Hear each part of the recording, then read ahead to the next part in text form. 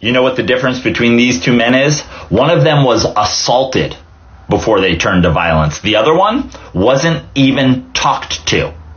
One of them had to tell their assailant, "Put your hands on me again and find out what happens." The other one had to take his AirPods out, put the Soldier of Fortune magazine he was reading back into his little backpack and walk across a subway car to choke someone out. One of them was defending themselves from violence. The other one was defending strangers against words. This is important, so listen up. I'm not defending what either of these men did. But if you defended one of them, you better fucking defend the other one. Because if you defended this one, but you're not defending this one, even though this one was actually attacked, guess what that makes you? Racist. Everybody's talking about this story regarding Carmelo Anthony and Austin Metcalf down there in Frisco, Texas. Austin got unalived. A lot of people are trying to make it a race issue, and it's not. It has nothing to do with that right there. But a lot of people are attacking this young man and are showing the negative side and everything. But I want you to see him in his positive side, because this was self-defense. The story that's being told, Carmelo, he was sitting up under a tent, under the wrong tent and everything. That's what they said, under the wrong tent. And Austin came over there, told him to move. Said Carmelo got aggressive with him and everything, and then stabbed him with a knife in the heart and everything, and he passed away. That's not the full story. First off, Carmelo had permission from another coach to go over there and set up under that tent. He had permission. Another thing that was said and been spread out far and wide is that they didn't know each other. That's a lie, because they definitely knew each other. This is an older picture. They definitely knew each other. Other stuff that's coming out is Austin was being mean and harassing Carmelo, his girlfriend, actually, Carmelo's girlfriend. He was harassing her at a party that was about maybe a week and a half, maybe 2 weeks ago.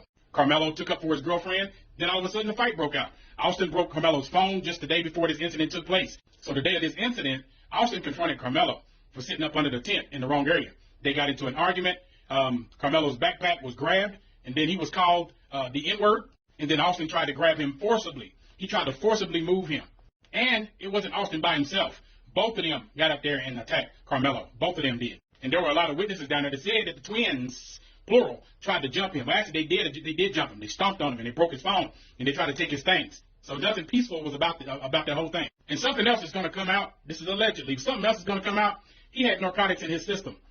He did. Austin, he had narcotics in his system.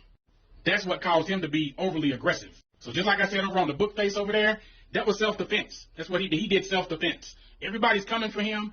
People trying to make this out of something that is not self-defense. I want to say that it's pretty odd to go directly online and to see white folks out there fighting tooth and nail to get funding dismantled for this young man, right?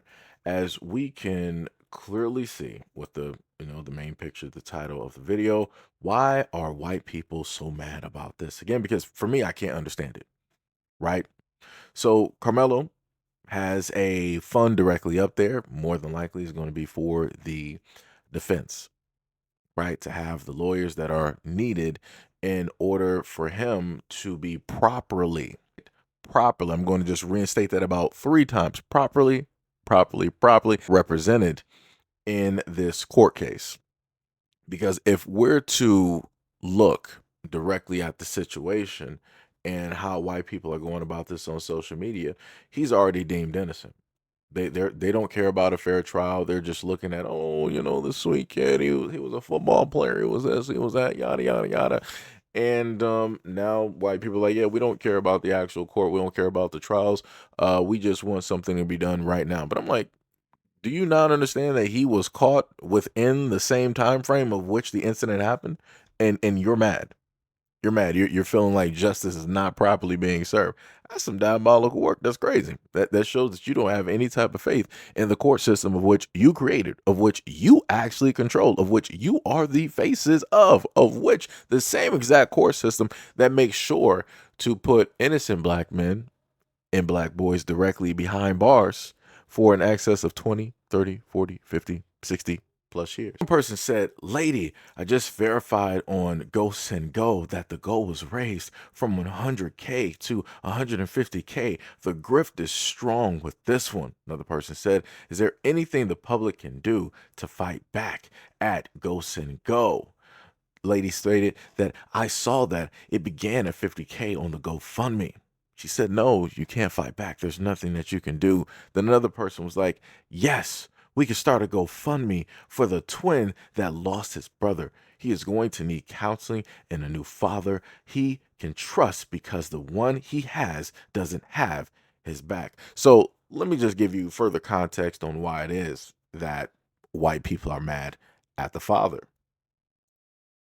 It's very unfortunate that this other child decided to make a bad choice that's going to affect him for the rest of his life.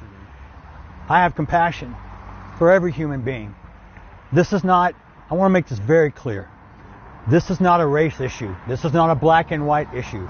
I don't want someone stepping up on a soapbox trying to politicize this. I don't appreciate some of the remarks I've seen online that people say there was this fight and they don't know. They weren't there. So this is the real reason, going back to the last comment, of why it is that the white male there stated that, oh, we need to give the kids some money, the other brother, because, you know, for what happened, he lost his brother, and then he has a father that's not looking out for the best interest of the family, right? A lot of white folks are mad that he came out and stated that, hey, yes, this obviously is a very tragic and a bad incident that happened, but let's not make this about race. We're not going to do that here. We're going to simply state that, hey, these are two people that had a disagreement and things got directly out of hand and inevitably somebody lost their life, but there are two lives that are ruined. He is making this as balanced as possible. He is, him being the father, him being the representative of the family, his son who was gone. He is simply saying that this is not about color, this is not about race.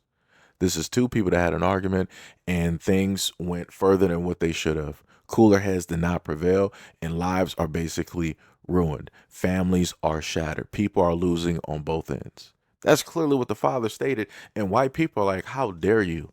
How dare you as a white man tell us when and where to see race or racism? How dare you try to speak for us as we're trying to use your circumstance in order to further provide to the world that blacks are racist? How dare you try to direct us and guide us onto a balanced and proper path? You are not a white man. You are not a father. So next we got this, right? We got the image of the GoFundMe that is now at the goal of 200K. It is at, well, at least at the moment of this picture, whenever it was taken, it was at 133K. The comment, she said, how is anyone surprised that these, had to paraphrase this, that these people want more money? Of course, you already know what the person was stating online, right? Because this is X, this is the internet. Another person said, I'm so disgusted by the black community. When will they ever take accountability for their ish? Another person said, they know how to play the game. The race grifters will be advising them. In the end, he will walk free. Seen it happen before. You know, the craziest part is, just like the men I've listed, quite a few of them actually walked away scot-free. Now, of course, there has to be those scapegoats directly out there. There has to be somebody out there that people can lay the blame directly on, and Derek Chauvin just inevitably had to be that person. The other men that I listed, guess what? They walked away scot-free, and they also had tons of money that was raised directly for them, no matter what the circumstances were, no matter how anything ended up. But like I said before, they want to say that black people are race grifters and this, that, and the third when things happen. Crazy work. Americans stated this, disgusting, but they'll answer someday for it. God doesn't forget. And I guess God doesn't forget all of the hate, all of the animosity, all of the destruction, all of the chaos, all of the chemical warfare that your people have done over the years, especially with the eradication or almost all eradication of native people on different land masses, right? But I guess we're not going that far. Another person said that an aiming squad would be awesome to see. That's what this human-sized piece of ish deserves. Another person said, they've hit the ghetto lottery. Many winners of this lottery have become famously wealthy, as have their lawyers. Another person said, could this possibly be money laundering? The person who started the topic said no, but it doesn't disgust me the sheer number of law firms who have donated. Scum. Last but not least, where is Ben Crump, Jesse Jackson, Al Sharpton? Seems there's money to be made and they're MIA. That should tell folks something. Red flag. Yeah, next comments here. So the same person who started the thread, right? So somebody stated, "Can you see who donated to the GoFundMe?" Another person responded, "Yes, you can see a full list. I sent her some screenshots already." Another person said, "I honestly didn't want to click on the link. It makes me sick." Another person said, "Understood. I had a hunch law firms would use this as a sick way to get publicity. I was connecting in this case. I was correct in this case." Another person said, "Yes, you were." After that, she responded, "I suspect they will raise the donation amount a few more times too. Hopefully, she gets them to shut it down." Another person said after that, "I hope so as well. Wishing her luck." So said, "You never know with X. Generally, just the name that is public. Doxing. The address and phone numbers are." Another person said, "Correct. It is up to her. If she wants to use them, I will send them." So I just want to reiterate, you're watching all of these people on this thread. There were many more comments directly up there, but I didn't feel like posting all of them. But you've seen enough people up there where they're trying to do this type of detective work in order to get this give, send, go directly down, because they don't want him to be able to defend himself, even though they've already had 4 of their own that they've gone out there and defended tooth and nail, gave millions upon, hundreds of thousands of dollars directly to. Right. So you have the person that created the Go Send Go, which is Jacob Wells. One of the people, I guess, tried to, get in contact, tried to see what it is that they can do. And this is a response that was given. Said, "Correction, I'm not fundraising for anything. I have a fundraising platform that people can use to fundraise themselves for legal activities," right? Such as what we were able to see. Legal defense fund is a legal activity. I would have no problem explaining that to them. So again, you have these people trying to even reach out to the person who has the platform, who has the power over the platform. And they're trying to be like, "Hey, this is wrong. He shouldn't be able to did this. And we're going to send you all this information about the story. Maybe you're not, specifically up on it or whatnot or whatever, but here's the information. And once you have the information, you will see it our way and you will take this completely down because it shouldn't be up there." But notice how you didn't really have droves of black people doing this, making this happen, trying to turn this into some type of huge spectacle. I guess they don't realize that the more that they do this and try to highlight it in a way to show that it shouldn't be happening, that's going to draw more attention, and then more people are going to be made aware, and then within that awareness, more people are going to actually donate because they made more people aware because they're trying to shut it down. I guess they don't specifically understand how that works, which again is insane. So this is, in a sense, the end result that I want to bring it down to, right? You have the family who have 2 GoFundMes directly up there. Nobody has stripped those GoFundMes down. Nobody's attacking those GoFundMes or anything like that.